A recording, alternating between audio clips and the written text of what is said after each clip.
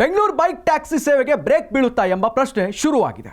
ಈಗಾಗಲೇ high court bike taxi ಪ್ರಯಾಣಿಕರ ಸುರಕ್ಷತೆ ಸಂಬಂಧ ಮಹತ್ವದ ಆದೇಶ ಹೊರಡಿಸಿತ್ತು. ಇದೀಗ ಸಾರಿಗೆ ಸಚಿವ ರಾಮಲಿಂಗಾರೆಡ್ಡಿ ಅವರು ಹೈಕೋರ್ಟ್ ಸೂಚನೆ ಪಾಲಿಸುವಂತೆ ಸಾರಿಗೆ ಇಲಾಖೆ ಕಾರ್ಯದರ್ಶಿ ಸರ್ಕಾರಿ ಮತ್ತು ಸುರಕ್ಷತಾ ಆಯುಕ್ತರಿಗೆ ಖಡಕ್ ಸೂಚನೆ ನೀಡಿದ್ದಾರೆ. ಏಪ್ರಿಲ್ 2ರಂದು ಹೈಕೋರ್ಟ್ ಆದೇಶ ಹೊರಡಿಸಿತ್ತು.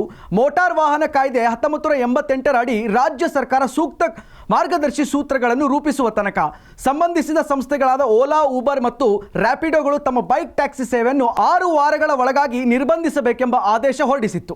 ಇದೀಗ ಹೈಕೋರ್ಟ್ ಆದೇಶ ಕಾರ್ಯರೂಪಕ್ಕೆ ತರಲು ಸರ್ಕಾರ ಸೂಚನೆ ನೀಡಿದೆ. ಅಲ್ಲದೆ ಸಾರಿಗೆ ಇಲಾಖೆ ಸಚಿವ ರಾಮಲಿಂಗಾರೆಡ್ಡಿ ಅವರು ಹೈಕೋರ್ಟ್ ಕಾರ್ಯಗತಗೊಳಿಸಲು ಕ್ರಮ ಕೈಗೊಳ್ಳುವಂತೆ ಅಧಿಕಾರಿಗಳಿಗೆ ಸೂಚನೆ ಕೊಟ್ಟಿದ್ದಾರೆ. ಹೈಕೋರ್ಟ್ ಆದೇಶ ಬೆನ್ನಲ್ಲೇ ಮಾರ್ಗಸೂಚಿ ರಚಿಸುತ್ತಾ ಅಥವಾ ಬೈಕ್ ಟ್ಯಾಕ್ಸಿ ರದ್ದುಗೊಳಿಸುತ್ತಾ ಅನ್ನುವ ಕುತೂಹಲ ಮೂಡಿಸಿದೆ. ಇನ್ನು ಮುಂದಿನ 6 ವಾರಗಳ ಒಳಗೆ ಬೈಕ್ ಟ್ಯಾಕ್ಸಿ ಸೇವೆಯನ್ನು ನಿರ್ಬಂಧಿಸುವಂತೆ ಓಲಾ, ಊಬರ್, ರ್ಯಾಪಿಡೋ ಸಂಸ್ಥೆಗಳಿಗೆ ಹೈಕೋರ್ಟ್ ಗಡುವು ನೀಡಿದೆ. 6 ವಾರಗಳ ನಂತರ ಬೈಕ್ ಟ್ಯಾಕ್ಸಿ ಕಾರ್ಯಾಚರಣೆ ಖಚಿತಪಡಿಸುವಂತೆ ರಾಜ್ಯ ಸರ್ಕಾರಕ್ಕೆ ಕೋರ್ಟ್ ನಿರ್ದೇಶನ ನೀಡಿದ್ದು, ಮೋಟಾರ್ ವಾಹನ ಕಾಯ್ದೆ 1988 ಸೆಕ್ಷನ್ 3ರ ಅಡಿಯಲ್ಲಿ ಬೈಕ್ ಟ್ಯಾಕ್ಸಿಗಳಿಗೆ ಸರ್ಕಾರ ಸೂಕ್ತ ಮಾರ್ಗಸೂಚಿ ಹೊರಡಿಸಬೇಕು. ಅಲ್ಲಿಯ ತನಕ ಬೈಕ್ ಟ್ಯಾಕ್ಸಿ ಸೇವೆಗೆ ಅವಕಾಶ ಇಲ್ಲವೆಂದು ಹೈಕೋರ್ಟ್ ಹೇಳಿದೆ.